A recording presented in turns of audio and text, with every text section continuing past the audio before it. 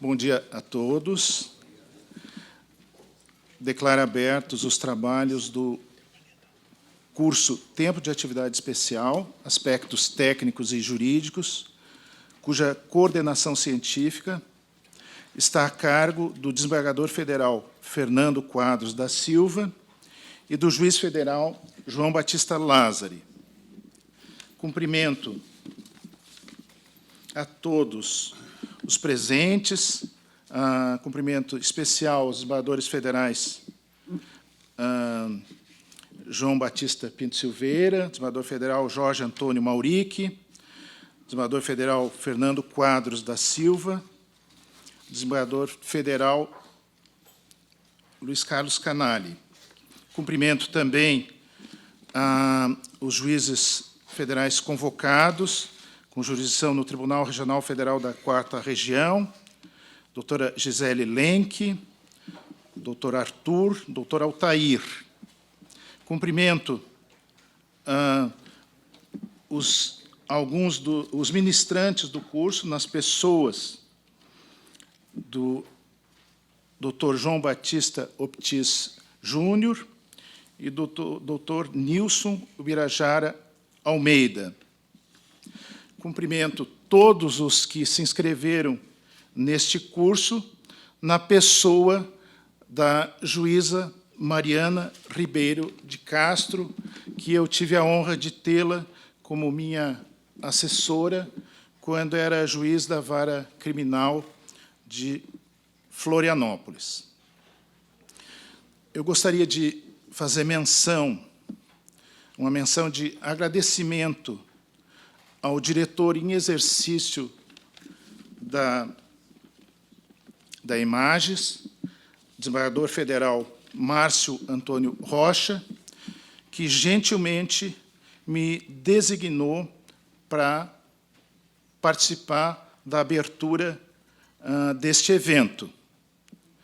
Gostaria também de consignar que nem toda a programação da Images neste ano foi ainda divulgada, mas já no dia 8 de março será realizado um evento em Porto Alegre, uma palestra do presidente do nosso tribunal, desembargador federal Thompson Flores, acerca de decisões históricas da Suprema Corte norte-americana.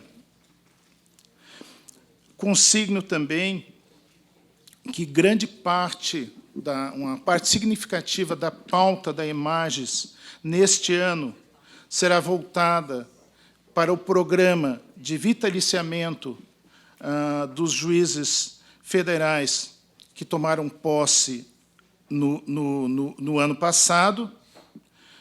Além disso, vai ser realizado em Porto Alegre, em caráter regional, um curso de formação de formadores sob os auspícios da Infam, envolvendo os tribunais de justiça dos 3 estados e o Tribunal Regional Federal da 4ª Região. Além disso, haverá continuidade nos currículos permanentes, especialmente no que tange ao direito previdenciário e à administração da justiça, mas também serão realizados eventos abrangendo questões importantes neste momento, ligadas, por exemplo, à corrupção e à improbidade. Eu passo, então, a palavra ao excelentíssimo desembargador federal Fernando Quadros da Silva, coordenador científico do curso.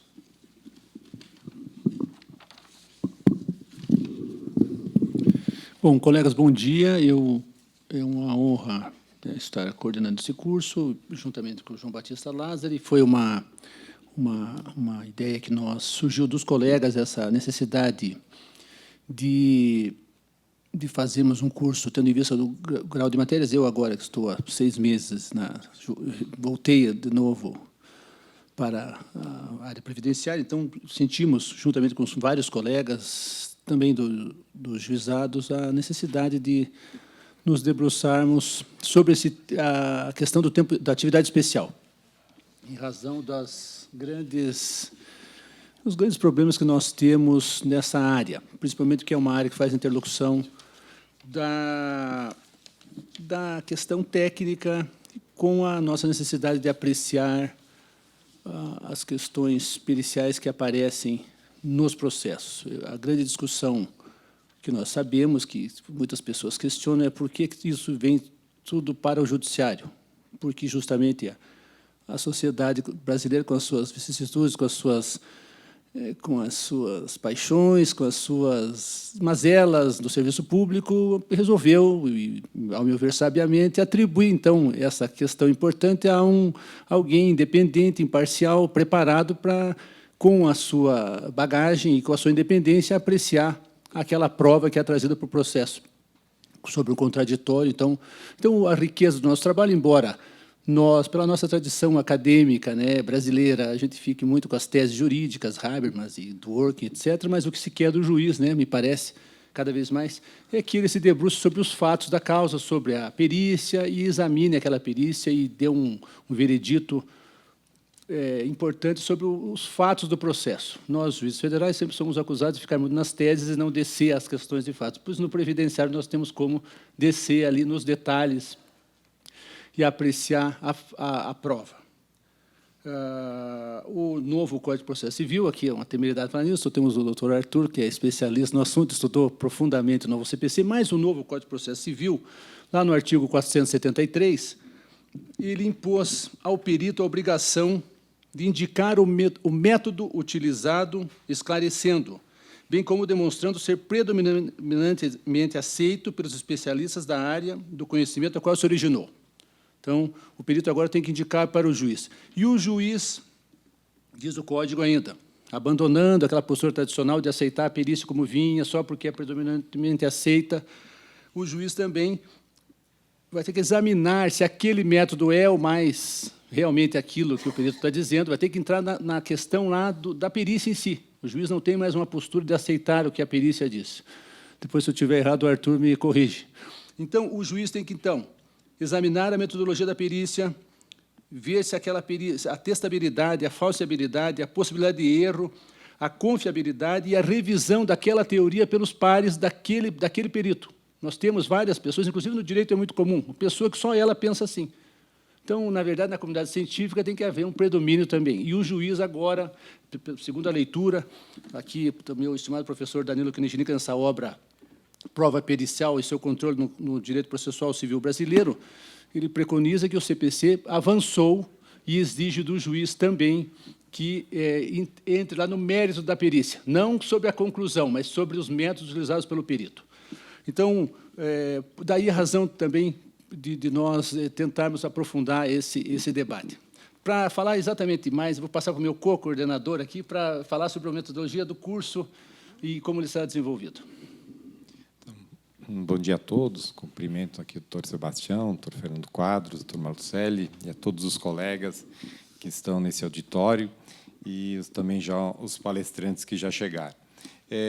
A demanda desse curso específico sobre aposentadoria especial, sobre a questão técnica e jurídica, era algo já que vinha há bastante tempo e nós buscávamos uma oportunidade de poder realizar. E, felizmente, numa reunião de coordenação de juizados especiais, com o doutor Fernando preside aqui na 4ª Região, nós pudemos discutir novamente isso e propor para a Imagens, que, felizmente, aceitou essa proposta como primeiro evento desse ano. E, quando nós preparamos esse programa, nós pensamos muito em trazer bastante peritos com experiência na área, peritos que pudessem nos ajudar, enquanto magistrados, a solução dessas demandas, que muitas vezes passam mais, como o próprio doutor Fernando falou, pela questão da análise de documentos técnicos e também da questão pericial. Então, o objetivo aqui é nós termos palestras exposições com peritos e também com desembargadores e outros colegas juízes também que vão participar, procurador de INSS também, e depois trabalharmos em subgrupos. Nós teremos cinco grupos com 10 magistrados cada, trabalhando com casos práticos e também com a presença dos peritos e palestrantes em cada um dos grupos para facilitar o debate e a solução das dúvidas. Para o final, nós também termos alguns enunciados que a gente possa aprovar para levar também aos colegas que aqui não puderam estar. Então, esse curso é quase como uma imersão, propriamente dito, no tema que hoje, sem dúvida alguma, quem atua na área previdenciária sabe que é o que gera maior complexidade nas causas de direito previdenciário. Então, esse foi o objetivo de colaborar e aprofundar esse tema, que eu acho que, como a imagem vem numa longa caminhada de cursos, a gente já tem essa possibilidade de fazer alguns aprofundamentos em temas específicos, e essa é uma experiência que me parece que ela vem a demonstrar essa oportunidade para que a gente consiga realmente sair daqui com algum ganho, com alguma qualidade mais também no aspecto não só jurídico, mas também poder ter também esse contato mais com peritos e análise da prova técnica. Então, desejo a todos um ótimo evento. Estaremos aqui para poder colaborar durante as atividades. Obrigado. Bom, eu gostaria de fazer 2 aditamentos à minha saudação inicial. Os 2 foram falhas minhas, mas pelo nervosismo da abertura de um evento tão relevante. Primeiro, a equipe da Imagens, que eu saúdo aqui na pessoa da Isabel Cristina Celal, que se dedicou imensamente para a realização exitosa deste evento. E a segunda, para o nosso estimado diretor do foro da Seção Judiciária do Paraná, o juiz federal Marcelo Malucelli, que, na verdade, a Seção Judiciária do Paraná é a anfitriã deste evento e também não mediu esforços para que ele fosse realizado com tranquilidade e exitosamente. Então, eu tenho a honra, neste momento, de passar a palavra para o eminente juiz federal Marcelo Malucelli.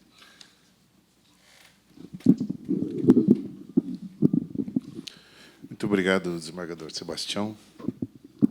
Eu apenas dou bom dia a todos. Sejam muito bem-vindos à nossa ensolarada capital, hoje, inclusive. Quando acontece isso, a gente não pode perder a oportunidade, não. E cumprimento aos colegas juízes federais, desembargadores federais, que compõem a mesa, o desembargador Sebastião, o desembargador Fernando, colega e amigo Lázaro, aos servidores da Imagens, e, em nome da direção, eu desejo a todos um excelente curso. Muito obrigado. Obrigado. Então, neste momento, nós desfazemos a mesa. Eu convido as autoridades que a compõem para que se acomodem no auditório para prosseguimento dos trabalhos com o primeiro painel, tempo de atividade especial, que contará com a medição da juíza federal Luísa Riquel Gamba e dos senhores painelistas Pedro Miguel Duarte e João Batista Optis Júnior. Bom dia a todos, então. Eu gostaria de, em primeiro lugar, cumprimentar a Imagens na pessoa do seu diretor, desembargador Vitor Laus, e também a COGEF, na pessoa do desembargador Fernando Quadros, pela sensibilidade na escolha do tema, que é um tema que aflige a todos que estão na jurisdição previdenciária, porque é cada vez mais crescente o número de processos que envolve a avaliação do tempo especial, e a avaliação do tempo especial, por sua vez, envolve a avaliação de critérios técnicos que nem sempre nos são tão familiares.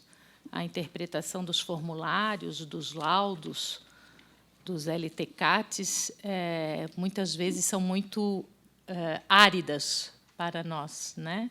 Então, gostaria de fazer esse cumprimento, porque o tema do evento todo, penso eu, realmente é muito esperado e muito necessário para nós.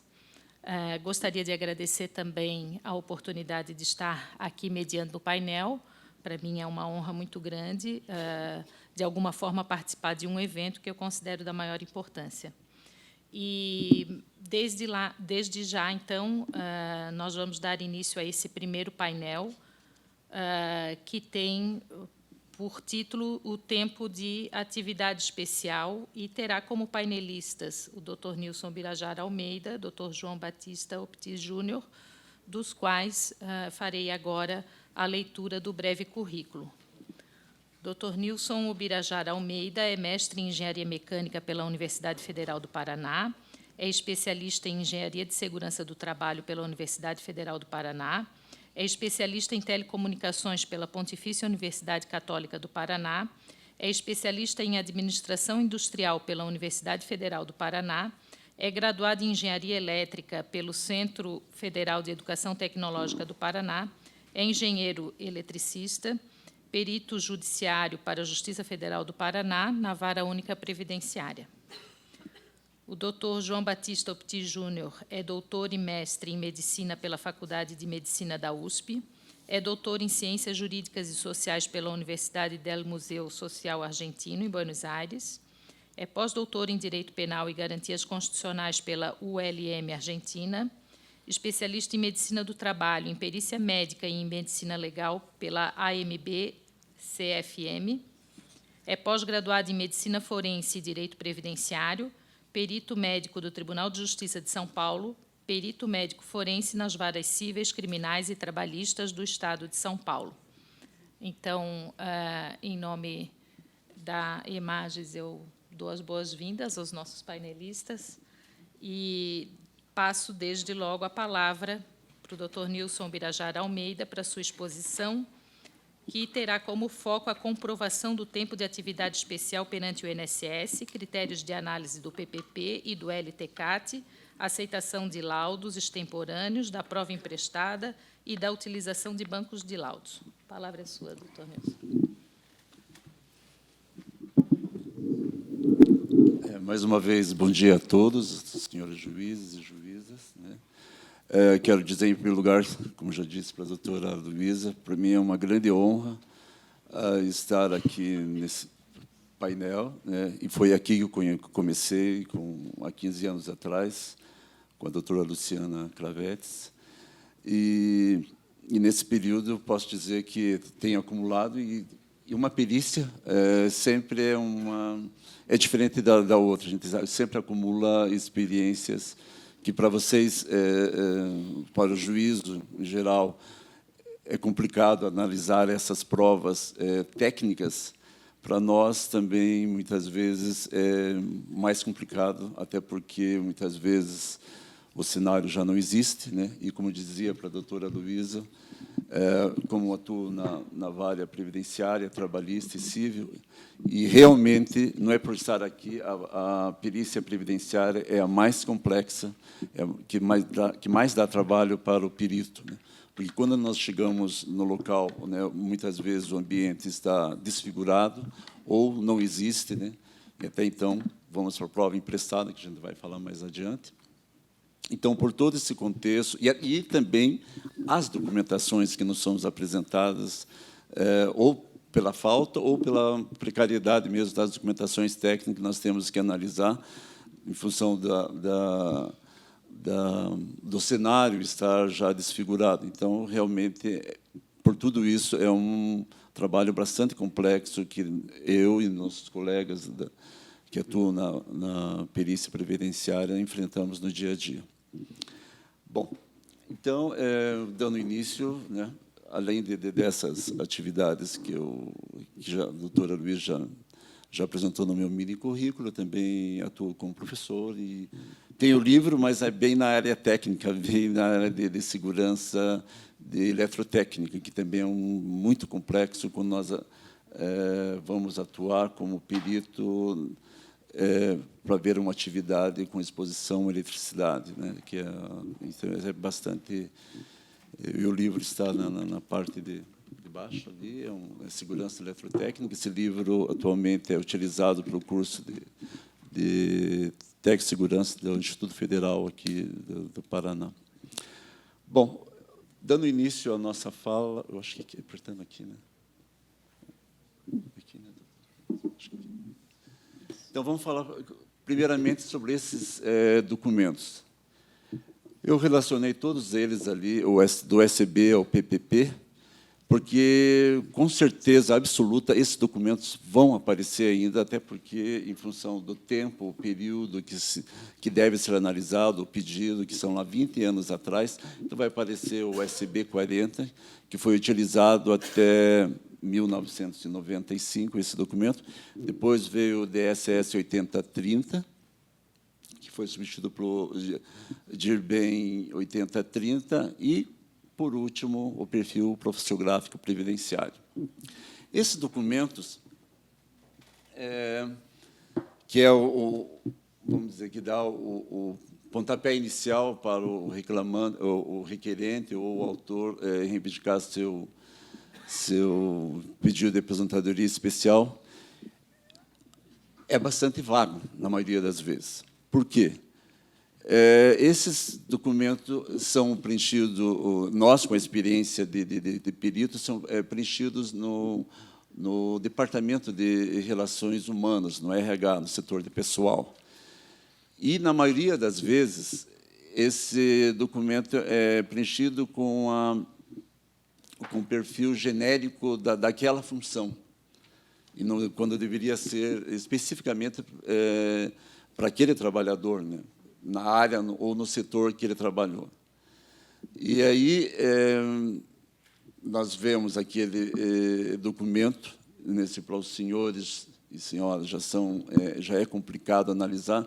Imaginem para nós analisar aquela função, aquela atividade exercida pelo autor, que vai muito genericamente dizer que ele fazia praticamente de tudo. Então, por isso, quando nós, como perito, estamos lá no cenário, iniciamos a perícia e começamos com a parte da oitiva. Então, nós chamamos, eu, principalmente, eu reservo uma sala longe do cenário e conversamos com o autor e perguntamos o que, como e onde. Essas três perguntas básicas que nós, peritos, devemos fazer. O que, como e onde. Então, o que o senhor fazia, né? Onde fazia, né? E como fazia. O como fazia os equipamentos e o local, né? Então, todo esse preparativo lá na oitiva é que dá a base, que nos esclarece esses documentos que, genericamente, são apresentados nos autos, né? Isso falando só das atividades. E ele vai mais além, daí deveria conter nesse documento, desde lá do SB até o PPP, quais os agentes insalubres ou periculosos, né? Os agentes, no caso, os agentes insalubres são os físico-químicos e os biológicos. E eles são colocados de maneira genérica. E, quando falo de maneira genérica, não falo só daquelas pequenas empresas que, muitas vezes, deixam para os seus contadores emitir esses documentos. Até mesmo nas grandes corporações, com milhares de trabalhadores, eles emitem um documento genericamente. E ali colocam que o autor, o requerente, está exposto a todos aqueles agentes físicos, químicos e biológicos. E, como me perguntaram há momentos atrás, falta o ser habitual, permanente, que é onde entra a perícia previdenciária. E todos esses documentos, na maioria das vezes, dizem que é habitual e permanente. Então, nós passamos a olhar lá, puxa, mas agentes biológicos, nós estamos aqui numa fábrica, no chão de fábrica, onde é que tem um agente biológico para esse trabalhador? Mas está lá nesse documento. Mas, quando chega aqui no juízo, como é que não tem como determinar ou entender que está exposto ou não ao agente biológico? Eu falo, por exemplo, ao agente biológico, porque, mais cutucando o doutor João Ortiz ali, que é a parte médica, porque eu, como engenheiro, então nós vamos lá para ver uma prova técnica na área de automação, por exemplo, e está lá que ele está exposto a agentes biológicos. Então, outro ponto crucial que existe nesses documentos.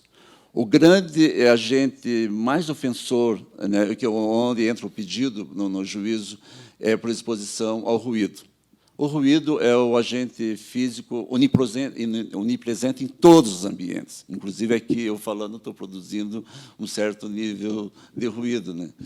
Então, e nesses documentos, ou é omitido, muitas vezes, ou coloca o mínimo e o máximo, né? E, baseado nisso, eu fiz até um trabalho, que também vou apresentar na sequência, pela Universidade Federal, onde eu fiz a pesquisa, que isso trazia muito erro na emissão dos laudos, o fato de estar colocando o mínimo e o máximo do ruído. Veja que repetindo, eu vou falar do ruído, porque a maior parte das ações, nessa experiência que eu tenho de 15 anos, as perícias envolvem majoritariamente a exposição ao agente físico, o ruído.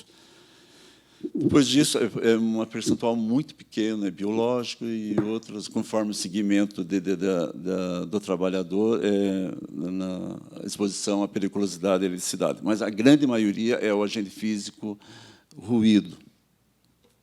Então, nesse documento não está lá, ou está colocado mínimo e máximo, né? E nós temos que analisar se há insalubridade, se ultrapassa o limite de tolerância, que, no caso do ruído, é 85 dB. E está lá 70 dB a 90 dB, às vezes até 100 dB, que eu já encontrei. E imagine, para os senhores e senhoras, já é complicado avaliar esse mínimo e máximo. Imagine para nós, quando chegamos naquele ambiente e não encontramos aquela exposição que estava registrada nesses documentos. Então, esses documentos, repetindo, eles são, de fato, é complicado, porque eles são preenchidos de maneira genérica, né? Na maioria das vezes, repetindo, eles são colocados a descrição da atividade de modo genérica, né? Que, por exemplo, você entra numa empresa, ele é ajudante de produção, ou auxiliar de produção.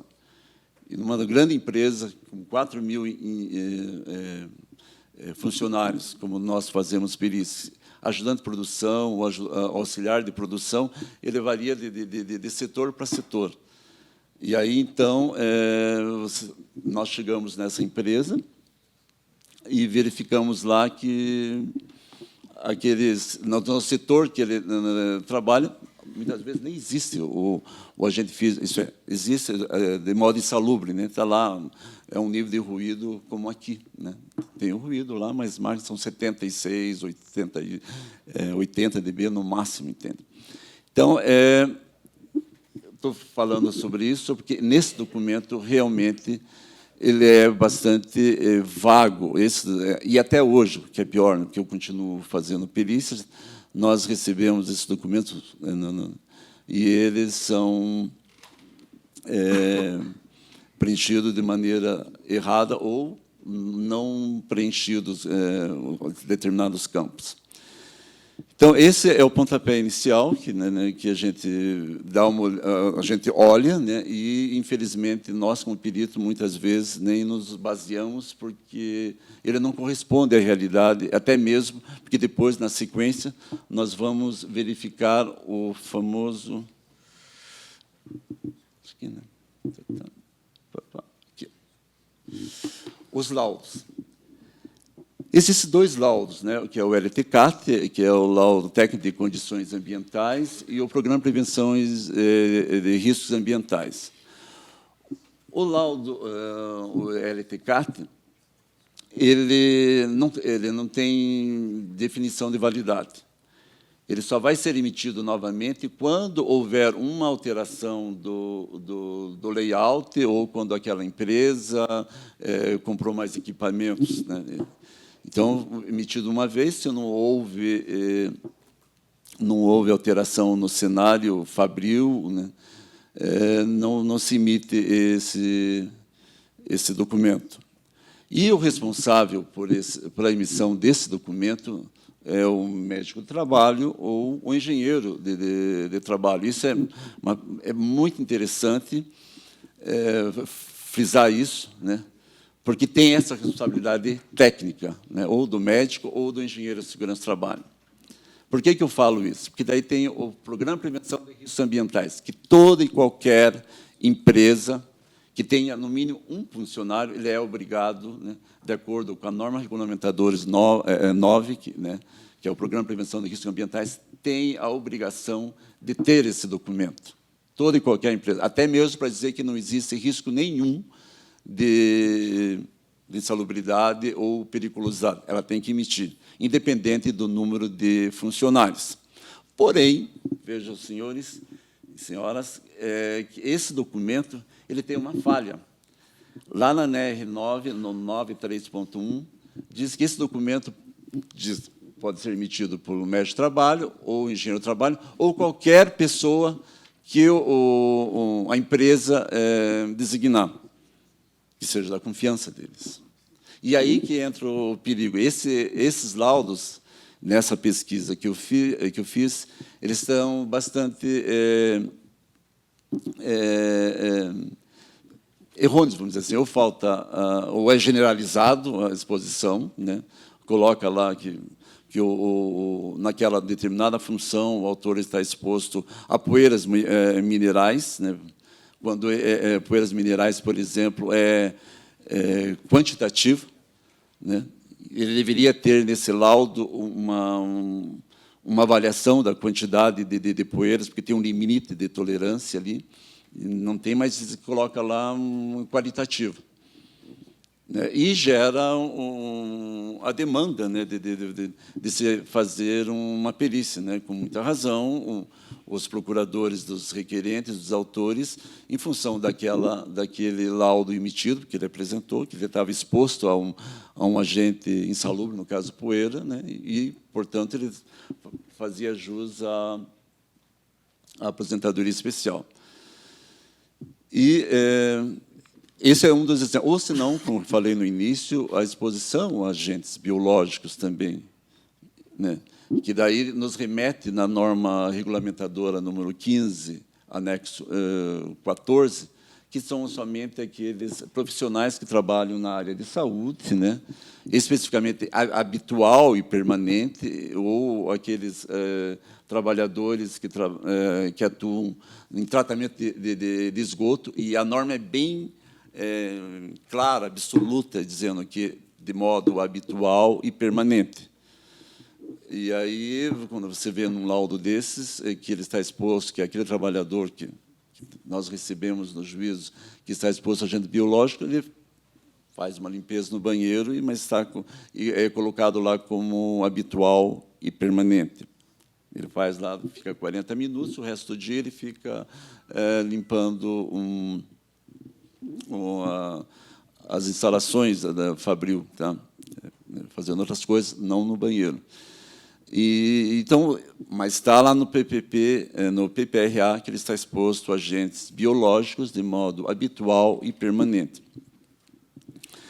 E, em função disso, que eu estou falando, essa traz para nós uma grande trabalho de averiguar corretamente essa atividade, né, como ela é feita, e também colocar lá no laudo, e com muita propriedade, o juiz, pelo menos aqui do Paraná, pergunta se faz os quesitos e pergunta se a atividade é habitual e permanente. E nós respondemos lá que não, é ocasional e intermitente, né? Ou habitual, é habitual porque todos os dias aquele indivíduo tem que fazer aquela atividade, mas é intermitente porque é compartilhada com outras atividades na maior parte da jornada do tempo.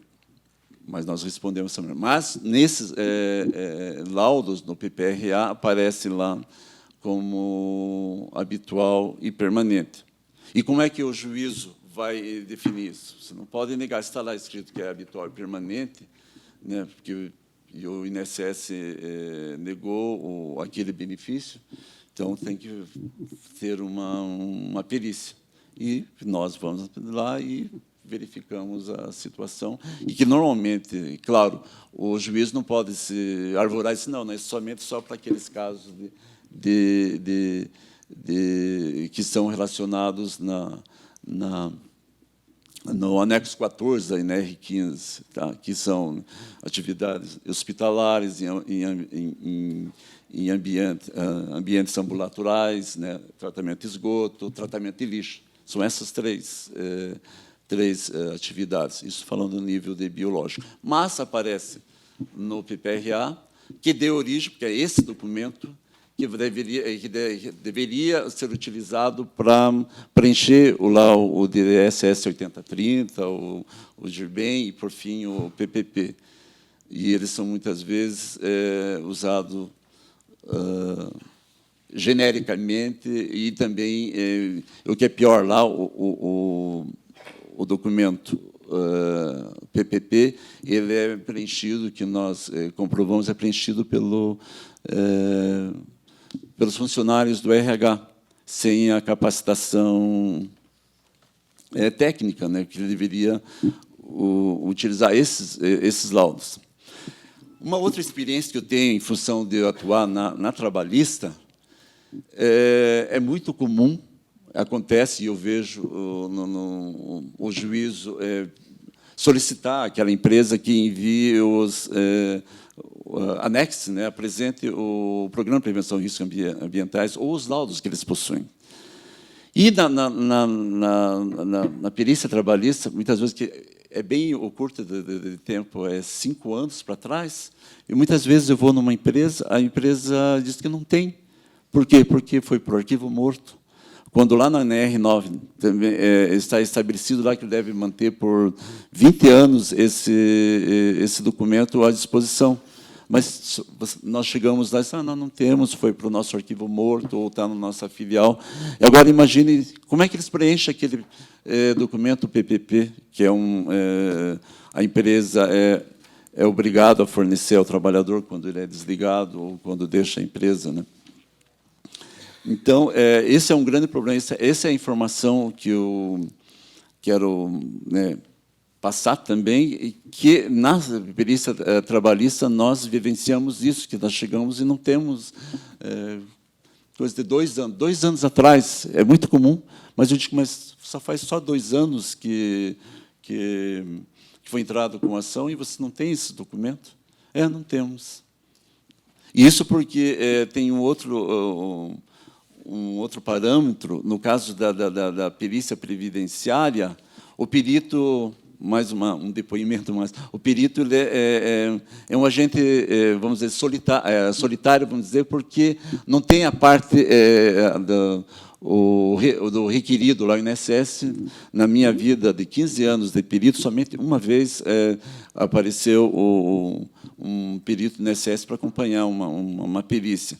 Então, nós, peritos, lá na perícia previdenciária, nós estamos sozinhos, então nós estamos à mercê, porque a empresa ela não se sente obrigada, né, ou não acha que vai ser punida, né, se bem que as coisas mudaram, por não apresentar a documentação.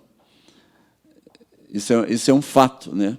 E aí nós, peritos, nós ficamos na oitiva, né, somente do reclamante, do requerente, e ele passando as informações, e muitas vezes, até mesmo aquelas informações que são passadas para nós, vê que com a nossa experiência técnica, ela não não se adequam àquele ambiente laboral, tá? Mas, como a outra parte não tem o contraponto para dizer, não era assim, ou era assim, né? Então, esse é outro problema que nós temos quando vamos analisar, vamos fazer uma perícia e não temos a documentação. E é porque eu, como perito, e assim como outros colegas meus, a primeira coisa, quando nós vamos marcar uma perícia previdenciária, solicitamos esses documentos, e esses documentos eles passaram sistematicamente, esses documentos, no caso que eu digo, o PPRA, o LTCAT, a partir de 1993. Então, nós pedimos, né, de 93, a cada 2 anos, são 20 anos, 93, 95, 97, para confrontar, porque muitas vezes a gente chega num ambiente laboral, repetindo, né, ele está desfigurado, né, não existe mais. E aí, então, essa é um problema. Então, e sem contar o fato daquele cenário daquela empresa, porque o processo produtivo muda. Existem 2 tipos de processo produtivo. É o chamado contínuo e o debatelado. O contínuo é aquele processo, por exemplo, uma fábrica de papel. Você coloca os ingredientes de um lado e sai do outro lado o papel. Não há intervenção humana para produzir aquele produto. Então, do papel, do sistema químico, né, em produção de cimento, assim. Então, esse chamado processo produtivo. Normalmente, esses processos eles se mantêm com o passar do tempo. Não tem uma evolução assim. Pode ter evolução de máquina, mas o processo assim do trabalhador lá dentro, ele somente os trabalhadores de manutenção que eventualmente interferem no processo, tá? Para corrigir uma variável de temperatura, uma variável de pressão, uma variável de vazão do produto. Então, mas esse processo, quando a gente vai numa empresa que fabrica papel, você vê que ela se mantém durante 20, 30 anos. Agora, outro processo chamado de batelada, né, que são, por exemplo, o processo de produção de automóveis, que cada setor produz uma peça do veículo, são chamados processo de batelada. Então, esses processos eles sofrem modificações, né? Ou até mesmo, muitas vezes, no processo de automóveis, que é bem importante esse exemplo, que muitas daquele setor que antigamente produzia lá o painel, hoje não é produzido lá numa Volvo, não é produzido numa Renault, por exemplo, o Volkswagen, ele é transferido para uma outra empresa terceirizada. Então, você vai lá, o processo se modifica. Tá? Então, imagine, e como esses segmentos são bastante dinâmicos, então é comum, né, isso eu falo mais em nível de trabalhista, que eu tenho lido continuamente, eles mudam. E aí, para nós, ou temos que ir lá na terceirizada que produz aquela peça para verificar e confrontar com o autor ou requerente se aquela atividade é como ele produzia. Na época, quando era produzido na fábrica onde ele trabalhou, numa Volvo ou numa Renault.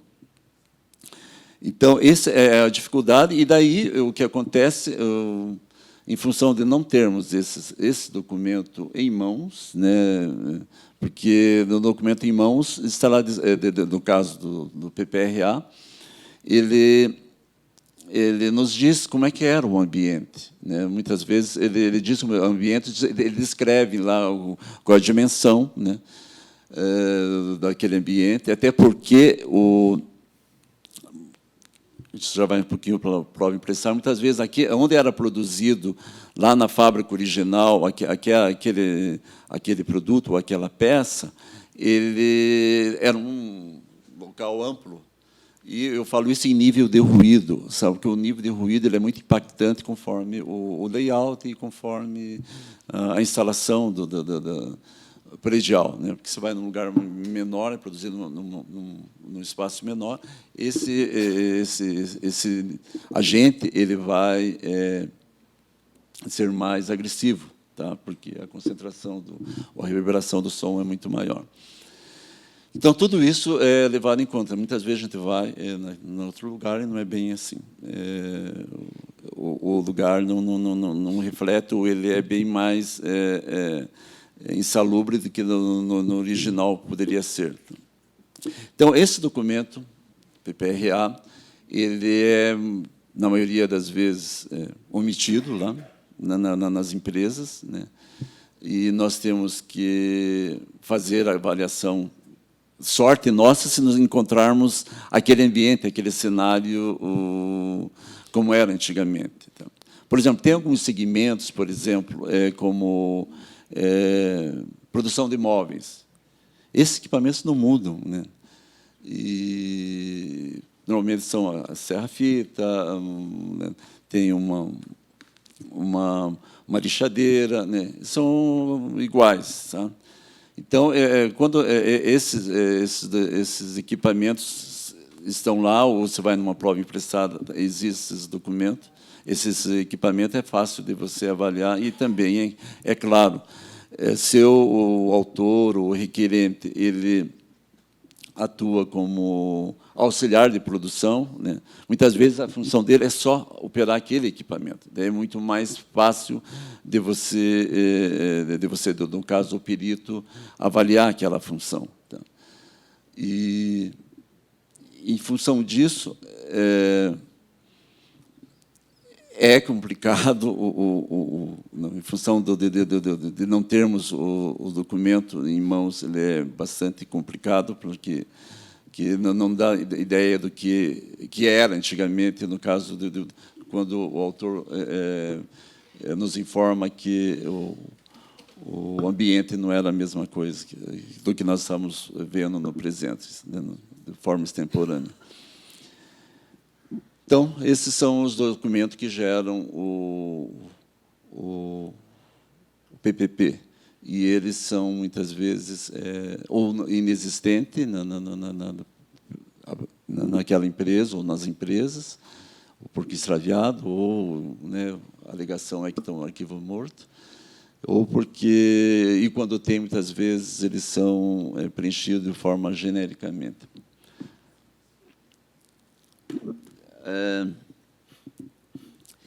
Em 2005 a 2008, vocês conseguem ver bem aqui, porque aqui a minha televisão é bem pequena. Quando eu fazia o trabalho lá na Universidade Federal do Paraná, eu fiz um levantamento que foi justamente fazendo levantamento de todos esses documentos, PPP e PPRA. Né? Quando falo PPP, entendo também que estou me referindo lá no SB40. Eu peguei a coletânea desses documentos e verifiquei que esses documentos, né, e PPP, e, consequentemente, os laudos, LTCAT e PPRA, eles eram, a maior parte do agente ofensor, no caso, insalubre, era o ruído, o agente físico, o ruído. E existem normas, normas para nós técnicos, né, nós engenheiros, fazer a avaliação desses ruídos, né? E deveria estar nesses documentos o nível equivalente, né? Porque, para você ter uma ideia, quando estou falando aqui, eu estou produzindo som a minha média de nível de, vamos dizer assim, de ruído sonoro que eu estou produzindo aqui varia de 68 a 72 com o meu timbre de voz. E isso dá uma média equivalente. Até porque, durante o decorrer da jornada de trabalho, varia o nível de ruído, né? Máquinas são desligadas, ou conforme o tipo de operação, se gera menos ruído. Então, tem que ser... as normas estabelecem que deve ser colocado um nível equivalente de ruído. Então, é uma média, né? O ruído ele não é aritmético, ele é logarítmico, né? Então, é essa média equivalente. E, nesses laudos, nas pesquisas que eu fiz à época, eles pararam o mínimo e o máximo. É claro que o start, né, o início para o processo de uma ação para uma atividade especial é o ruído, então, no caso, se pega ao máximo. Daí nós vamos lá, verificamos, tem aquele ruído 95 dB, mas ele era um milésimo do tempo lá da jornada de trabalho. Então, nós verificamos, né, eu verifiquei que a maior parte desses documentos estavam colocados incorretamente. Isso em função que, muitas vezes, aqueles laudos, no caso PPRA, eles não seguiam a norma. Tá? Colocavam lá, e o que é pior, né, colocavam lá habitual e permanente, né? E também isso levou à conclusão de eu chegar... Por que eram colocados? Porque, na maioria das empresas, elas esses laudos são feitos por empresas terceirizadas. Até porque é somente a partir de 500 funcionários, uma empresa tem que ter um médico ou um engenheiro de segurança do trabalho. Então, como a maior parte das empresas é bem menor do que isso, é bem menor que esse número de funcionários, então é terceirizado. E também, outra conclusão que eu cheguei foi que, quando eles fazem o levantamento de preço para contratar o profissional para fazer aquele laudo, até aquele profissional diz, olha, aqui você tem que fazer a avaliação do calor, porque você tem exposição ao calor. Aqui o senhor tem que fazer a exposição a poeiras. Porém, esses custos dessas avaliações são elevados.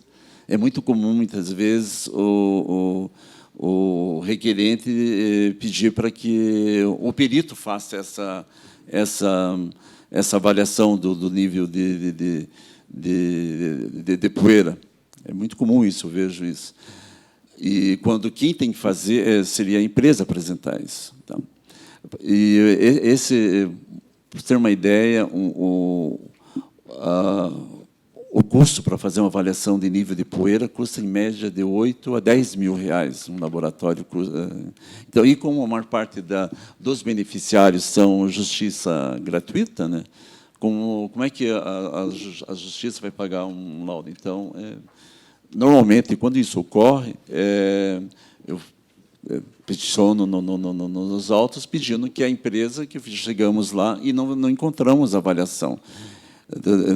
A empresa não tem uma avaliação de nível de poeira. Então, daí, o juízo, né, somente aqui, na época, a doutora Luciana intimava a empresa para fazer aquela avaliação de nível de poeira ou calor, né?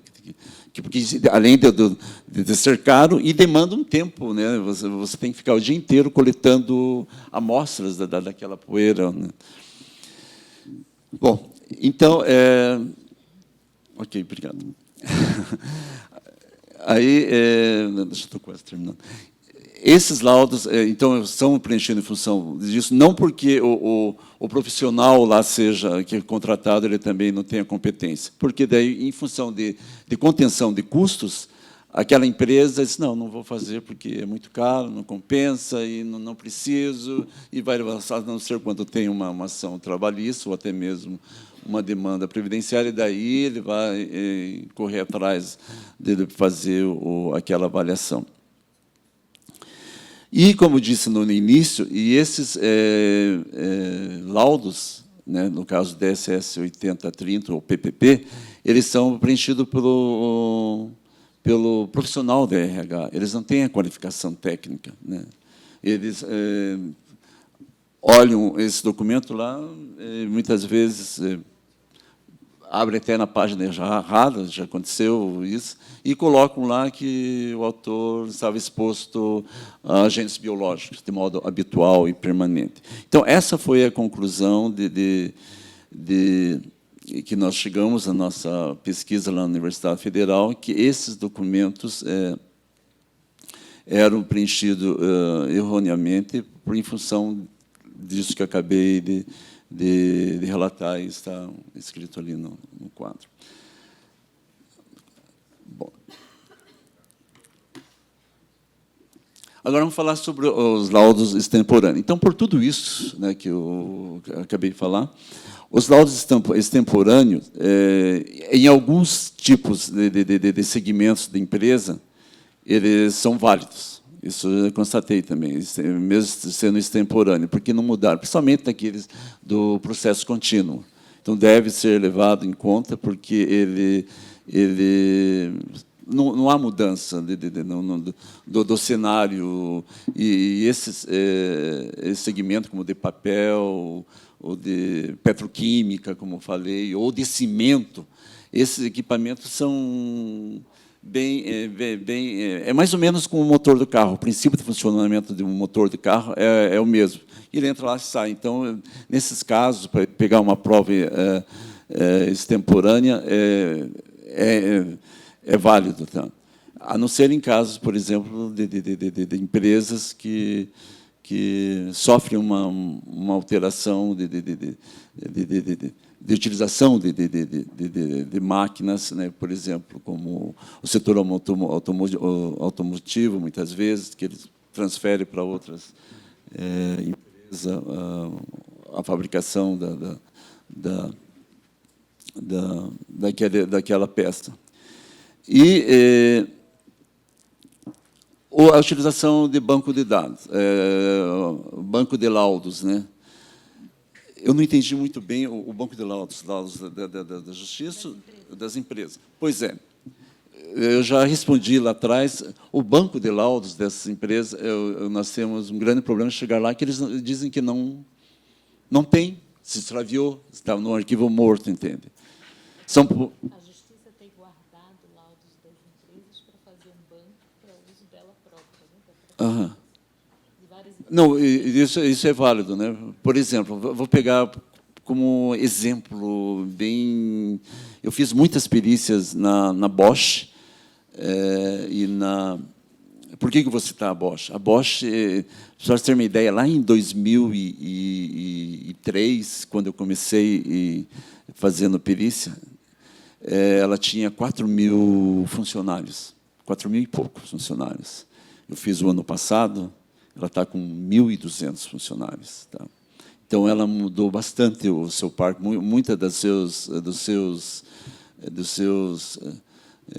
setores foram transferidos para outros países ou simplesmente deixaram de fabricar aquela determinada peça.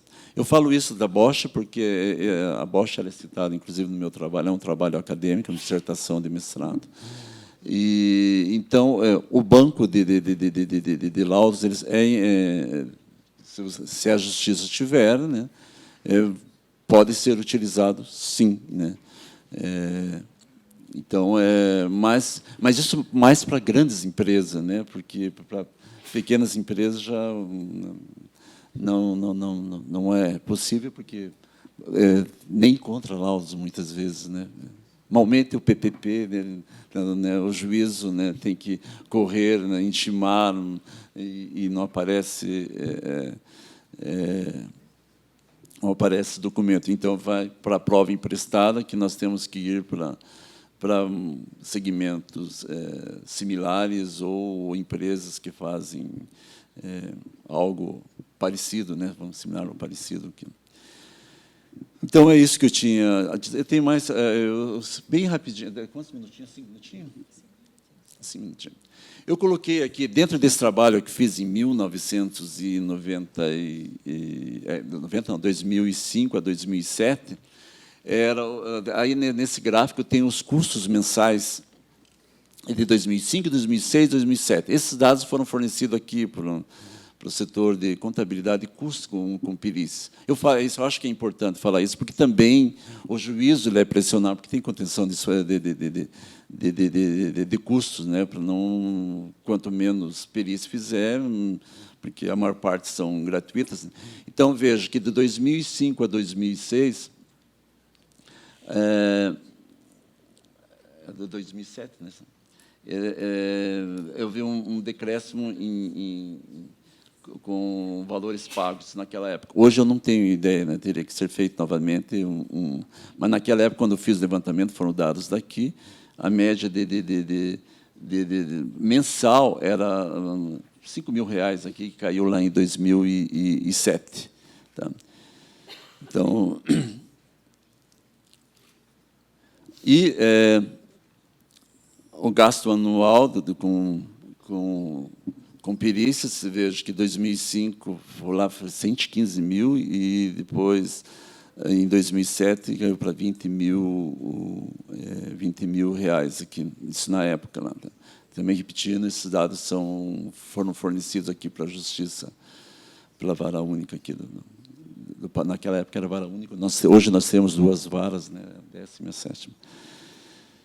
E aqui também tem aqui o número o quanto que o INSS. Nós cruzamos esses dados com o pagamento de benefícios pelo INSS também. Vejo que em 2007 eles caíram, né, eles dão uma média de 80 milhões, né? Então, por que nós cruzamos esses dados? Porque, em função desses dessa fragilidade nas provas, ou até porque o juízo, nós discutimos ali no corredor com a doutora Luísa, nós temos que decidir de alguma maneira, né? E muitas vezes decide-se, né, visando, né, na dúvida pró-requerente. E por quê? Porque justamente em função de que esses dados ali são bastante frágeis no caso dos laudos, né, e a nossa conclusão foi que havia muitos pagamentos, isso em nível de INSS, né? Muitos, isso quando nós entregamos esses dados lá com o INSS, muitos desses benefícios são pagos indevidamente, ou aquele autor ou requerente ele não. Então, você veja, em 2007, o pagamento de benefício aqui em Curitiba chegou a 141, né? Não, 1.141 milhões, né, por ano. Bom, então, era isso que eu tinha a dizer, né? E, por último, deixo o meu pensamento, né? Nós, como perito, eu, principalmente, né? Eu, quando vou fazer uma perícia, eu procuro dar o melhor de mim, né? Porque, como o meu pensamento diz, eu acredito que, e colocando a regra, no caso, a regra são as normas regulamentadoras, eu não poderia colocar normas regulamentadoras na minha vida, mas eu acredito que a regra e a emoção devem estar presentes em tudo que nós fazemos, né? Porque dessa soma das duas resulta a estética, que é a marca de seu criador. Muito obrigado por me ouvir.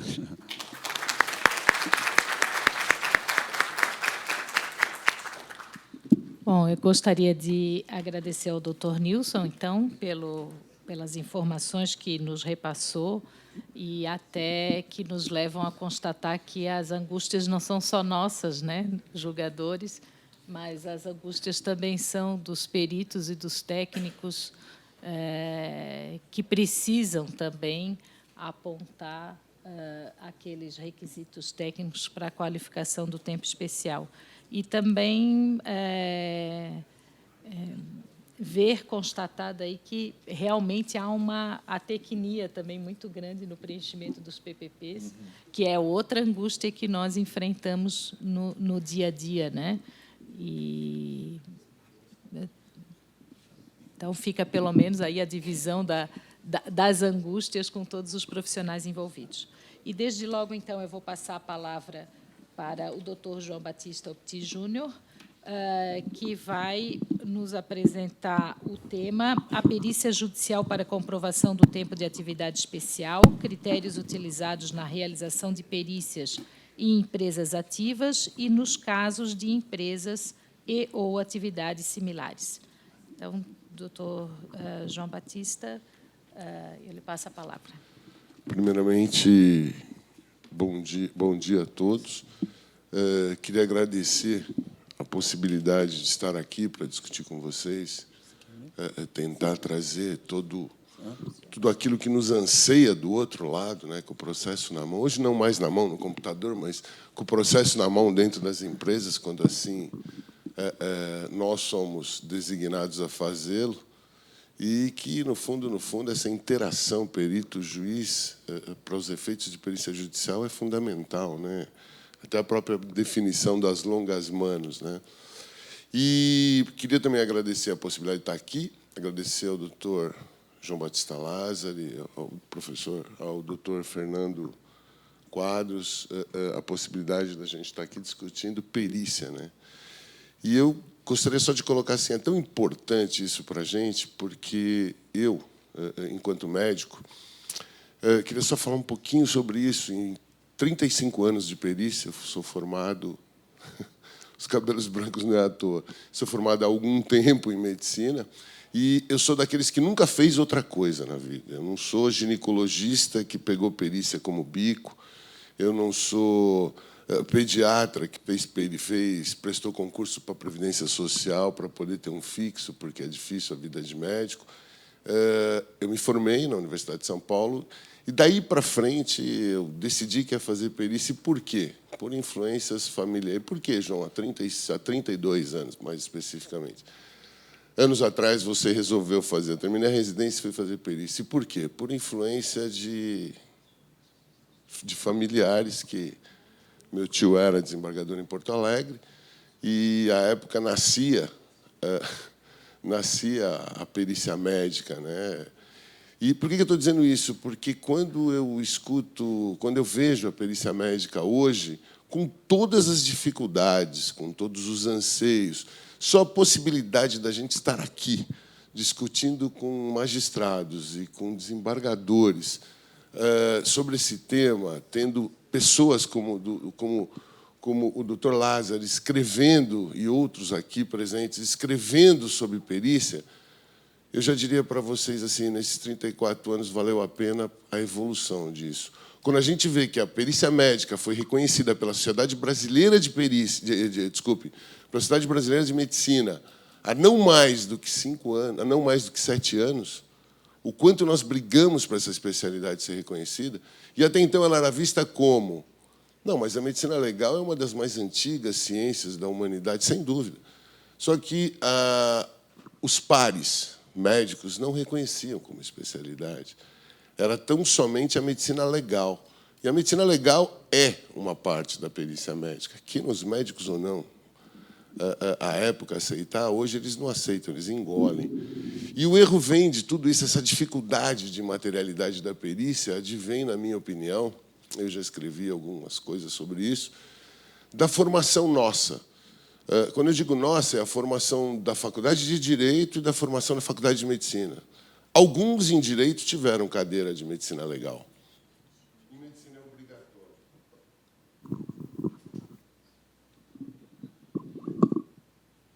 Obrigado. Algumas faculdades de Direito não é obrigatório no currículo, tem Medicina Legal.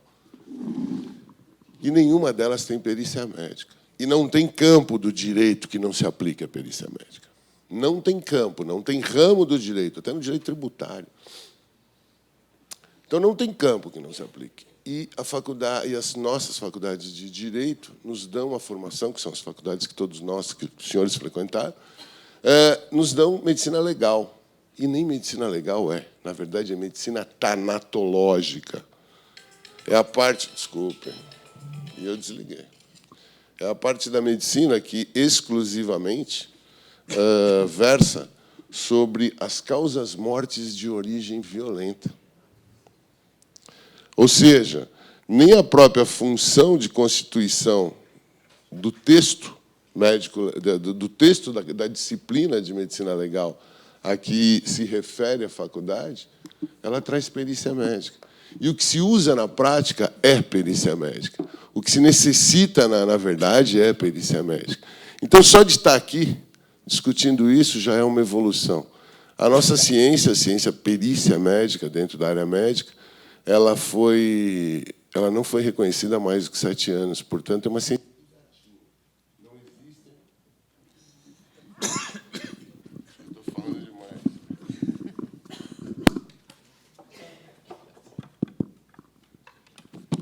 Ela é uma ciência que gatinha. Portanto, não existe muita gente escrevendo sobre isso. Então, quando eu fui convidado a discursar, a tentar trazer alguma coisa sobre esse tema, e depois desta abordagem que eu fiz para que a gente possa entender onde chegam os limites da perícia, onde esta prova material ela é onde ela é e onde ela pode ser abordada, atividade especial. Ainda que o segurado não tenha documentação comprovada a exposição à realização da atividade especial, poderá requerer a perícia técnica para a comprovação da mesma em juízo. Daí começa a perícia como um todo. Aí começa o porquê da perícia dentro da esfera judicial federal, nas relações com a Previdência Social, com a instituição, com o Instituto Nacional de Previdência Social. Eu acho que é importante a gente definir o porquê disso, porque, na verdade, o que a gente percebe no dia a dia por parte dos peritos, e quando alguém hoje disse aqui, acho que foi até o doutor Fernando que disse sobre a evolução do novo código, eu diria assim, ó, o novo código, para efeito de perícia, não vou discutir a parte jurídica, que nem me cabe, nem sou expert para isso, mas eu diria assim, ó, para efeito de perícia, com certeza, ele não evoluiu. Ele trouxe tudo aquilo que melhora a relação material, quando bem utilizada por ambas as partes.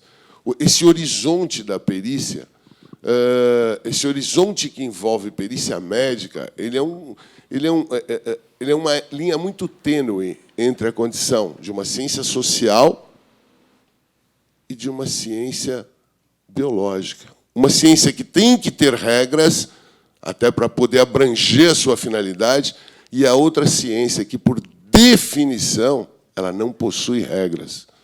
A medicina não pode ter regras. Por isso que eu costumo dizer assim, ó, enquanto a grande dificuldade da materialidade da perícia médica dentro do judiciário, dentro das diferentes áreas da justiça, é que, enquanto a medicina galopa, o direito gatinha. Porque o direito vem da ansiedade social, da necessidade de se ter uma regra. E a medicina, se tiver regra, ela embota. Ela deixa de evoluir enquanto ciência. Então, para que a gente possa definir aquilo que, na minha opinião, é importante para a perícia, aquilo que, na minha opinião, se pode trazer de condição ao processo, aos autos de um processo, enquanto perícia médica, a primeira coisa que se define muito bem é assim, ó, a condição da perícia que se faz, como perícia médica propriamente dito, e a perícia médica ou de engenharia, no caso, que é um campo de bioatuação profissional, de bioatuação profissional, em que se faz com a perícia médica ou a perícia de engenharia relativa à formalização da atividade especial, a materialidade da atividade especial. Tanto que é muito mais fácil, entendo eu, aos senhores magistrados encontrarem peritos a serem nomeados que executem perícia médica do que aqueles que executem perícias relativas ao aspecto de direito à aposentadoria especial. E por que isso acontece? Da onde vem isso? Pela própria definição da perícia, né? A capacidade teórica e prática para empregar com talento determinado campo do conhecimento, alcançando sempre os mesmos resultados. Olha que absurdo quando a gente olha isso sobre a abordagem jurídica, né? Sempre os mesmos resultados. Por quê? Porque o que a perícia tem que buscar é sempre a verdade real. Embora ela, muitas vezes, eu diria na grande maioria das vezes, é inatingível. Mas ela tem que ir em busca disso. Se vai atingir ou não, é o objetivo. Se ele for alcançado, ótimo. E muitas vezes ele o é, mas muitas vezes não o é. Mas a busca é da verdade real. E verdade real só tem um resultado. A grande ciência pericial é você retratar, numa condição presente, um fato pretérito e um efeito que vem do pretérito para o futuro. Essa é a arte da perícia. A perícia é feita hoje, buscando uma reconstituição pretérita e um efeito que virá do pretérito para o futuro, passando pelo presente, obviamente. Então, essa é a arte, na minha opinião, que o perito tem que desenvolver nessa condição de, então, perito. As perícias judiciais, a prova destinada a levar a juízo, elementos introdutórios sobre algum fato que dependa de conhecimento especial de ordem técnica. Veja, daí entra a maravilha do novo Código.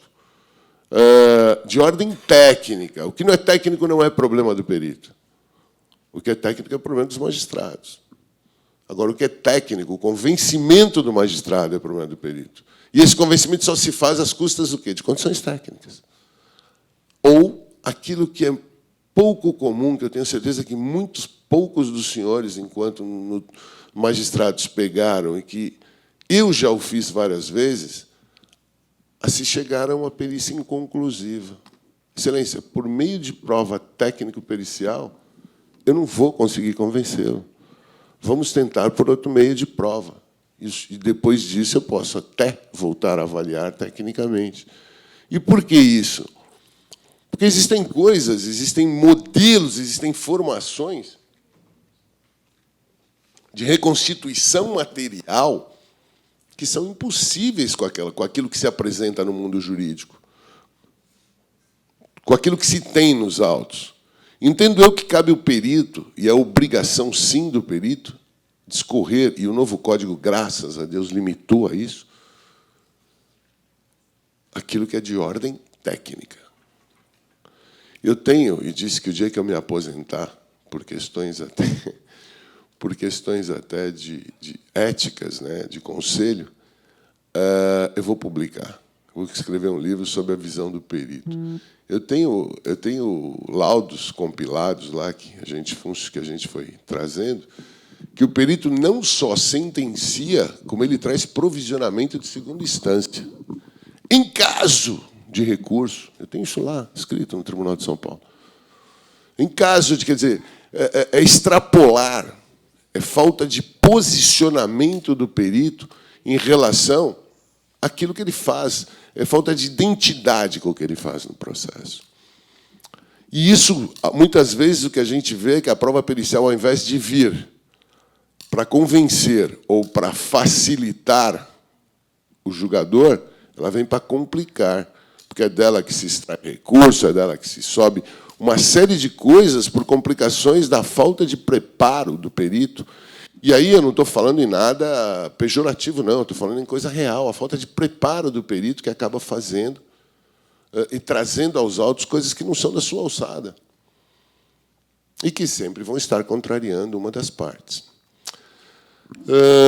Ele pode, e aí que entra aquilo, constituir numa declaração de ciência, na afirmação de um juízo, ou em ambas as operações simultaneamente. A declaração de ciência é quando relata as percepções que o doutor Nilson hoje descreveu muito brilhantemente, as percepções colhidas e afirmações de juízo quanto ao constituído parecer que auxiliará o juízo na interpretação ou apreciação dos fatos da causa. Por que eu estou colocando tudo isso? Porque o tema que me foi dado é assim, ó, quando a gente, em suma, é quando a gente não tem a materialidade à vista. É quando a gente é obrigado a fazer aquilo que perito odeia, perícia indireta. Na classificação pericial, nós chamaríamos de perícia indireta. Perícia indireta, prova emprestada, não, porque ela passa pela interpretação e pela busca novamente.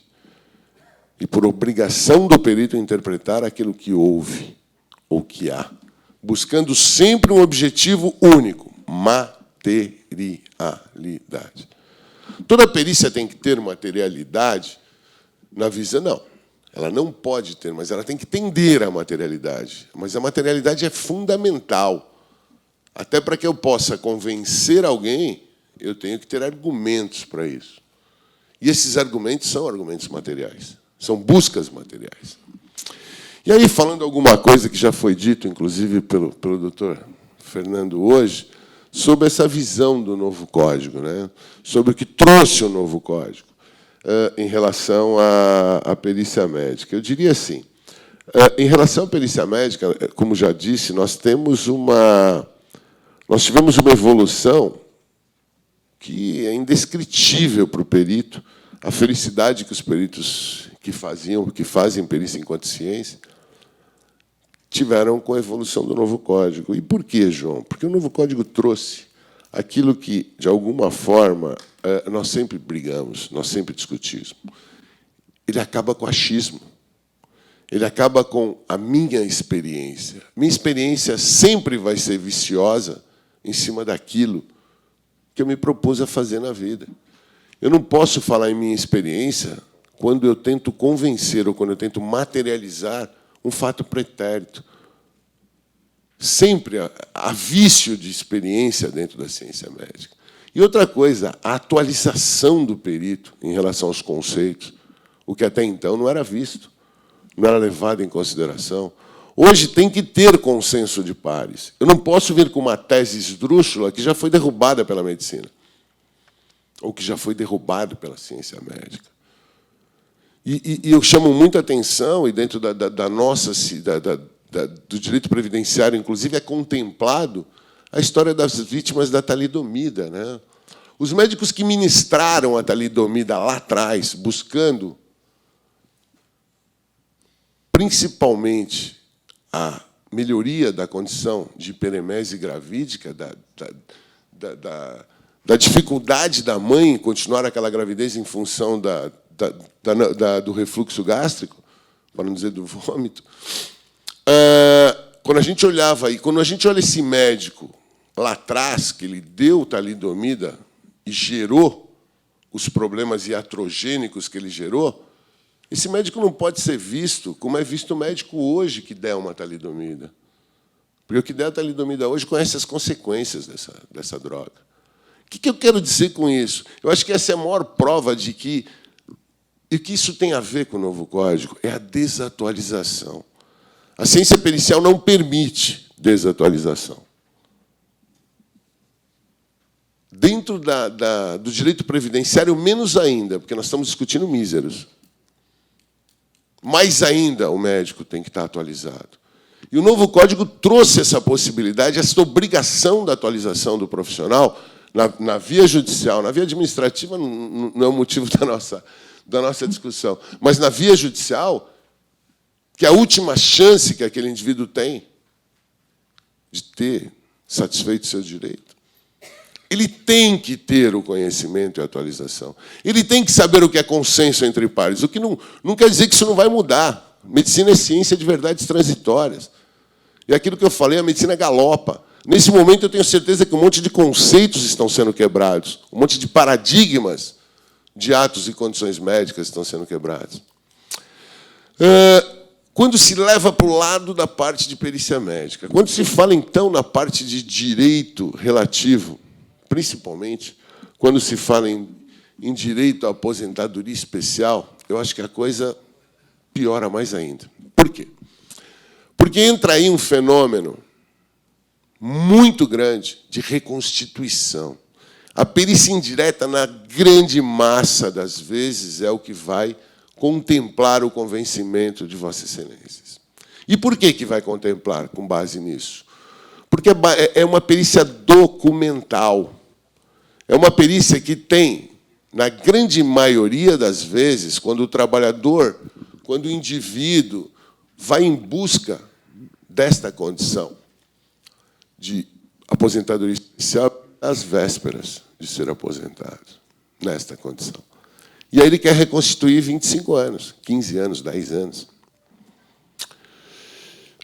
E aí existem documentos de ordem do meio ambiente do trabalho que vêm lá das obrigações do direito trabalhista que podem ser utilizados.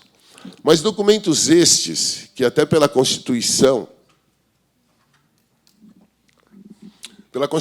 da do nosso ordenamento jurídico, permitem que a empresa os tenha e não permite, e não forneça. Ou que os tenha e se negue, como nós ouvimos aqui o doutor dizer, e que engavete esses documentos. E aí vale dizer o seguinte, a Previdência Social criou o PPP. Eu diria, o PPP para fins administrativos, não vou discutir. Para fins judiciais, falta muito para ele estar completo e poder servir de prova pericial. E por quê? Primeiro, porque uma parte do PPP já foi ceivada pelo Conselho Federal de Medicina com o velho chavão do sigilo médico. Então, era um indicador, que não que a ciência médica tenha mais importância do que as outras, pelo amor de Deus, mas era um indicador, era um alerta muito importante se aquilo ali tivesse. Por quê? Porque ninguém faz audiometria em empresa que não tem ruído. Prova indireta. Ninguém faz plumbemia, exame de sangue para chumbo, em empresa que o trabalhador não tem contato com o chumbo. Então, ali era a materialidade indireta que se poderia usar quando se monta, de alguma forma, um laudo indireto para tentar reconstituir passado. E o Conselho Federal de Medicina, os senhores todos sabem, conseguiu, e não é mais obrigatório, eles colocam lá com base no artigo, tal, na decisão, que não se forneça o PP, não o PCMSO, o Programa de Controle Médico de Saúde Ocupacional, que não se forneça os resultados no PPP daquele funcionário.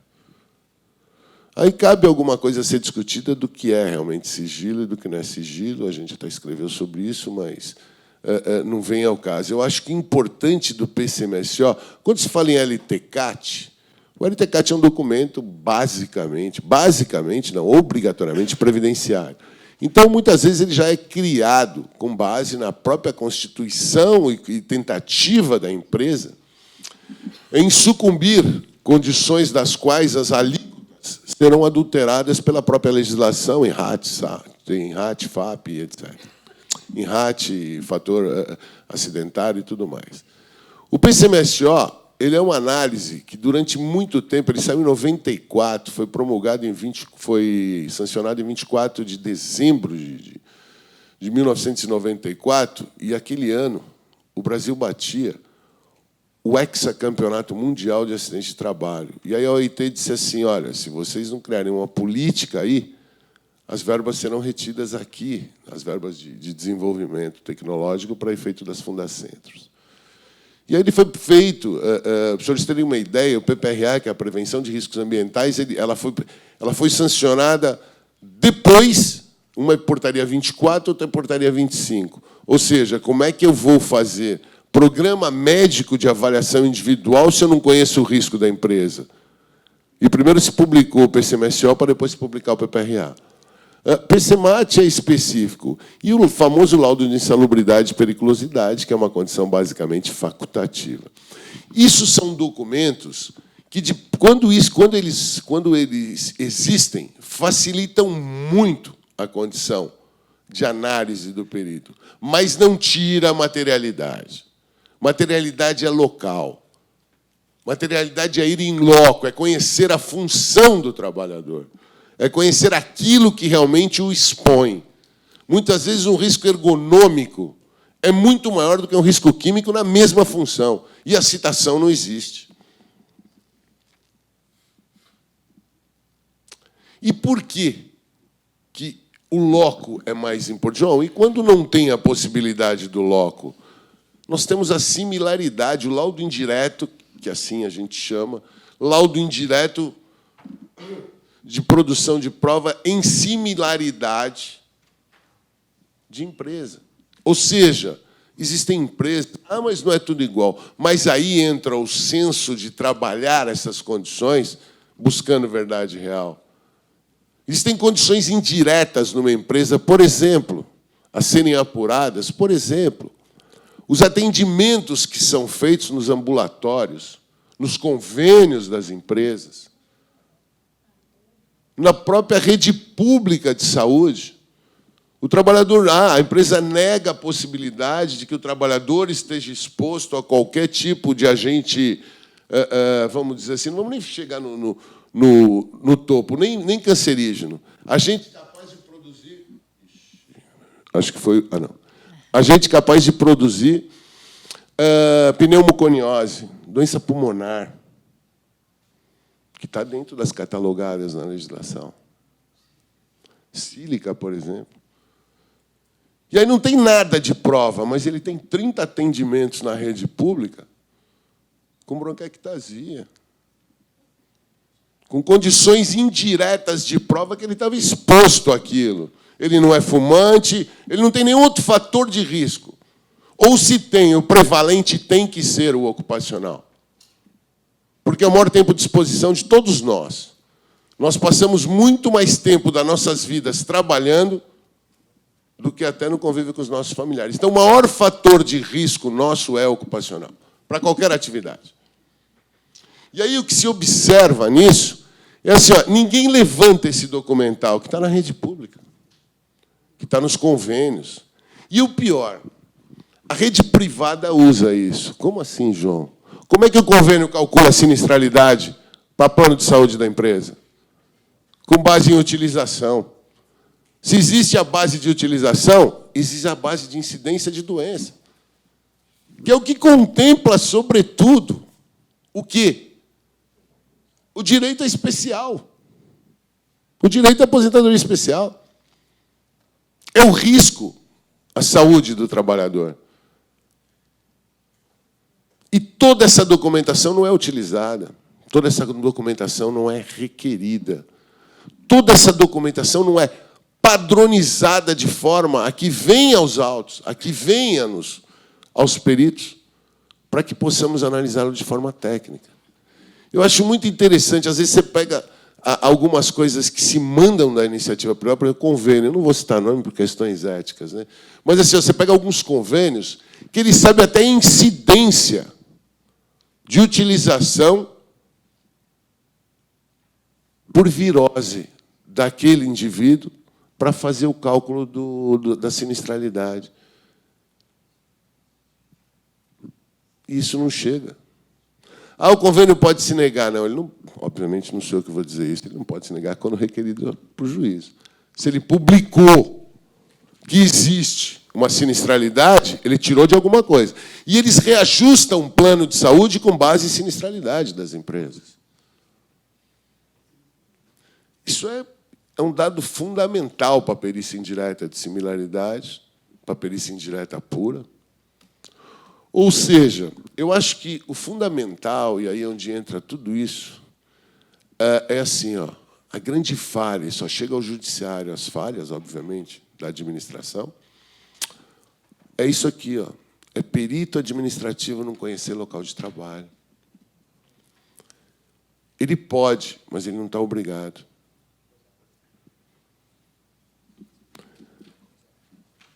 Dentro da Previdência Social, estou dizendo. Essa condição administrativa, que não é o motivo da nossa discussão, mas tudo isso que acaba no judiciário é falta de conhecimento técnico da condição de trabalho. Se chega ao ponto, e aí vai uma opinião pessoal, que inclusive vocês vão encontrar em uma dos meus... Se chega ao ponto de se oficializar uma alta programada, a gente acabou de passar a linha naquilo que tira a necessidade de nós sermos humanos. Porque vão ter uma série de indivíduos, mas vai ter que ter uma metodologia. Mas essa metodologia não necessariamente precisa ser a que está se usando, com base em dados estatísticos de 1900 e bolinha.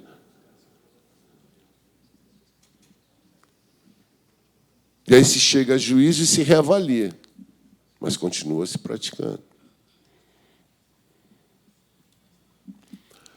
Bom, os critérios técnicos estão contidos na Portaria 3214 e na NR15, que falam de insalubridade, as que falam de periculosidade, E as normas da Fundacentro NOH1 e NOH3, que é as que isolaram duas formas de agente químico, duas formas de agentes causadores de doença profissional, que são o ruído e o calor.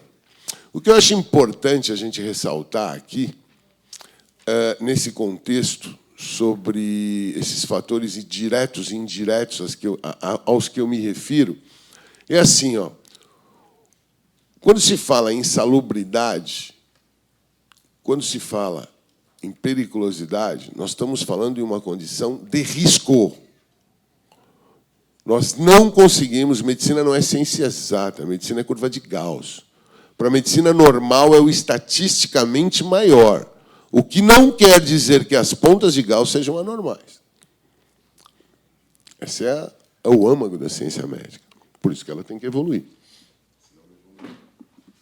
Importante, o que é importante a gente entender é que a materialidade que se pode usar na via previdenciária com relação à insalubridade e à periculosidade, e principalmente a insalubridade, ela advém do risco, não da doença. Quando se fala em aposentadoria especial, a gente está falando naquilo que sempre me fascinou dentro da medicina do trabalho e da perícia médica.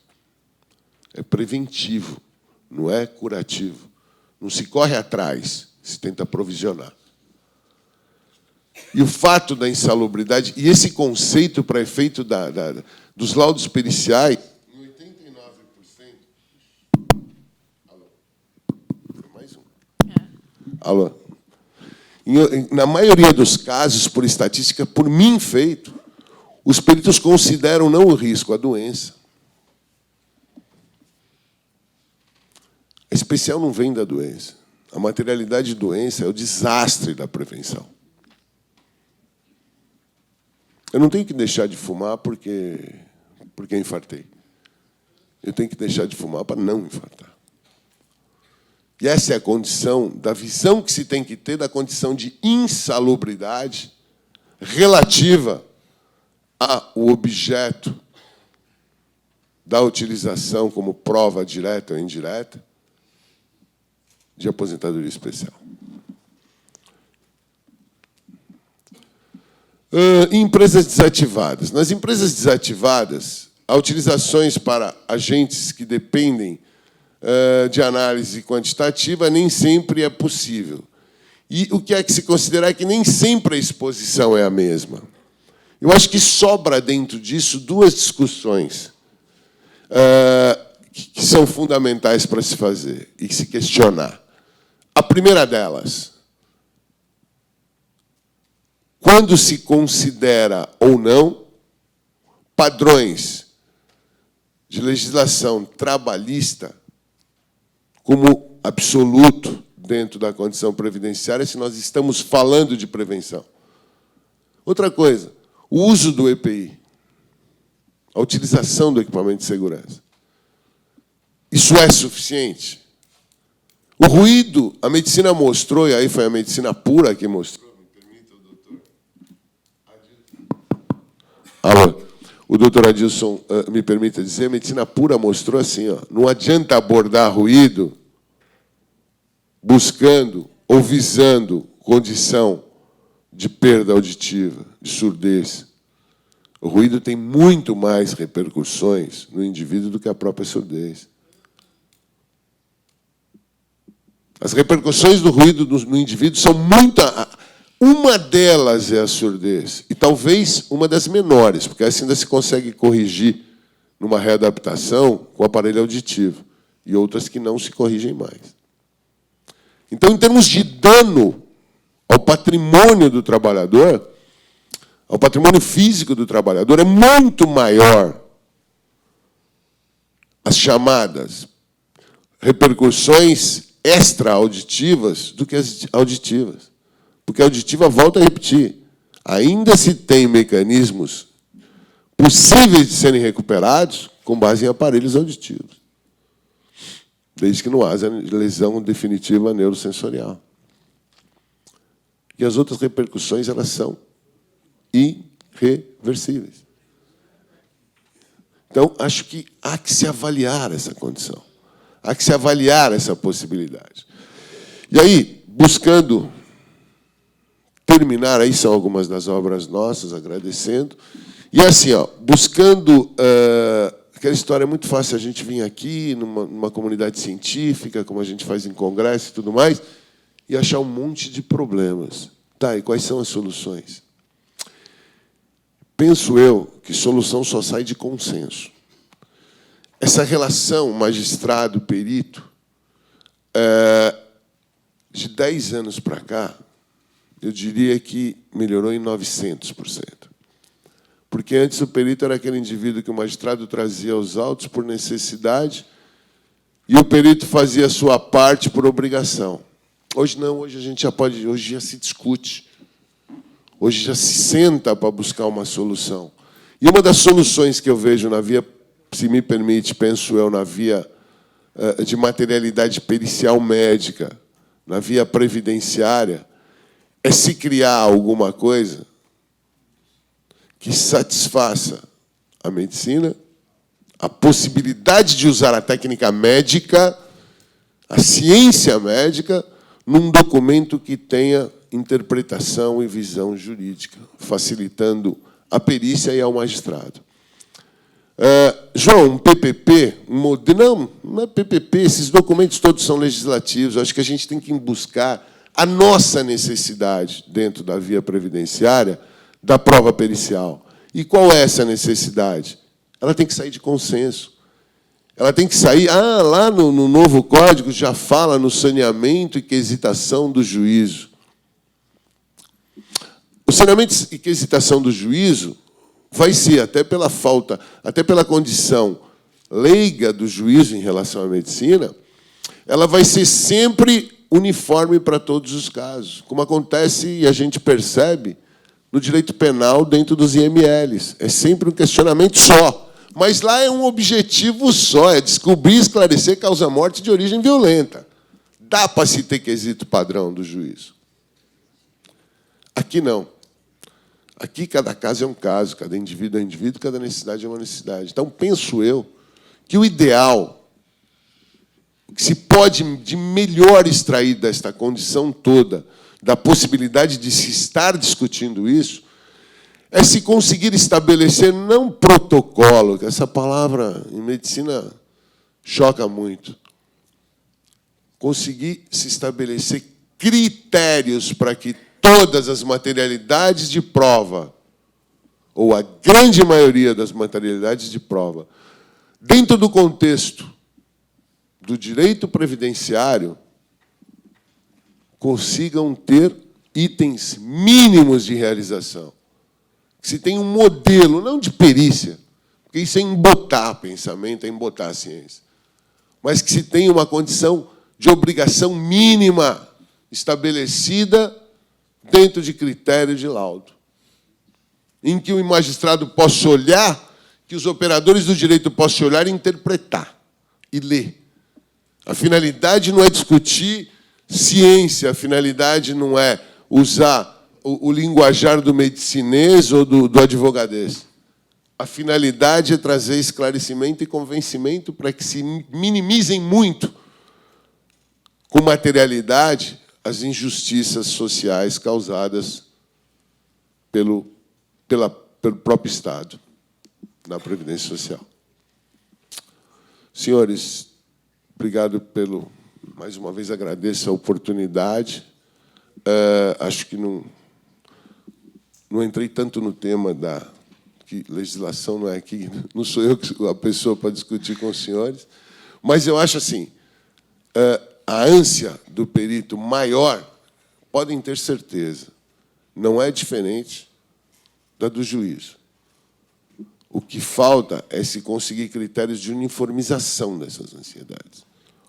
Eu não diria laudo padrão, eu diria laudo mínimo. O CPC traz tópicos, mas eu posso lhes antecipar. Os tópicos do CPC são jurídicos, eles não são médicos, eles não são técnicos. O que é, por exemplo, o que é consenso entre pares? Quando que uma tese pode ou não ser usada? Nós vamos voltar naquilo que a perícia tem que abominar. Achismo. Eu não posso achar. Eu tenho que ter humildade o suficiente para virar para o magistrado e dizer: doutor, eu não sei como fazer. Esse diálogo é fundamental. Seja ele por petição, seja ele pessoalmente, seja como for.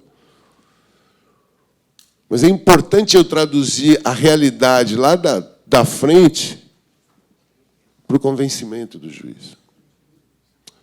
Obrigado, senhores.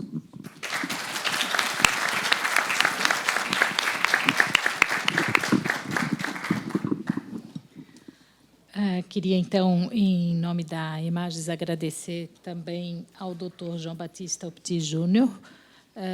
Eu acho que nós tivemos aqui a felicidade de ter, então, a visão de dois técnicos de áreas bem diferentes, da engenharia, da segurança do trabalho, da medicina do trabalho, e acho que, a mim, pelo menos, sensibilizou muito esse reconhecimento da fragilidade dos documentos que a gente examina no dia a dia, são documentos frágeis mesmo, e de essa sensibilização para condições que muitas vezes o trabalhador efetivamente está sujeito e que a gente não enxerga nesses documentos, né?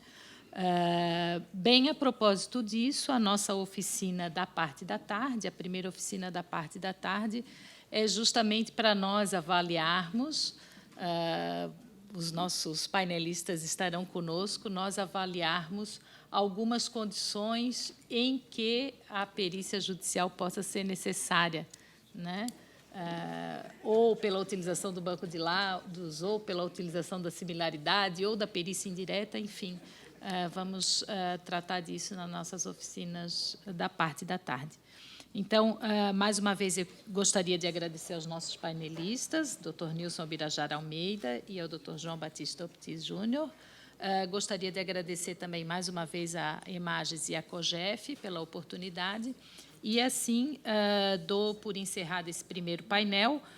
Nós teremos um intervalo de 15 minutos e, logo na sequência, o início do segundo painel sobre atividades perigosas e penosas. Obrigada.